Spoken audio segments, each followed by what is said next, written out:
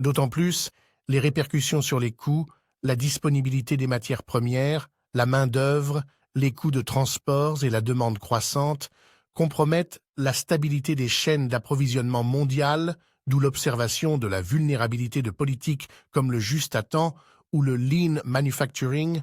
Enfin, avec l'établissement de la mondialisation, la tendance du lean manufacturing et du mode d'opération just-in-time se sont développées.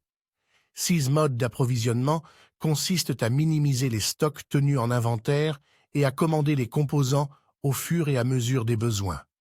Cette façon de faire permet d'optimiser les chaînes d'approvisionnement au maximum en comptant sur un approvisionnement quasi instantané des matières premières et composants.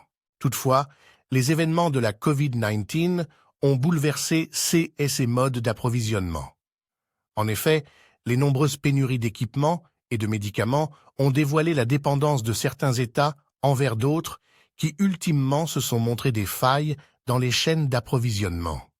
Obtenir certains produits que l'on achetait à l'international, mais qui ont glissé sous nos doigts, a envoyé un message clair aux autorités. Il faut repenser l'organisation de l'approvisionnement de certains produits essentiels.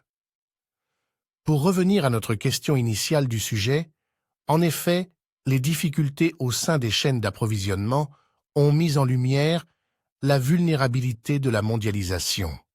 Les chaînes d'approvisionnement sont essentielles pour la mondialisation, assurant le mouvement fluide des biens et services à travers les frontières. Cependant, ces chaînes sont confrontées à de nombreuses difficultés qui peuvent remettre en question la pérennité de la mondialisation.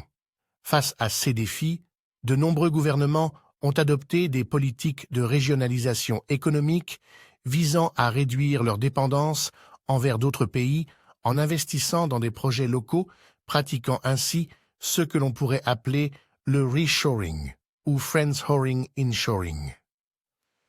Des recherches menées par Affaires mondiales Canada examinent ces tendances, dans le but de se prémunir contre les difficultés potentielles des chaînes d'approvisionnement. Le gouvernement et les entreprises envisagent plusieurs stratégies, nous trouvons parmi elles. Created using Powtoon.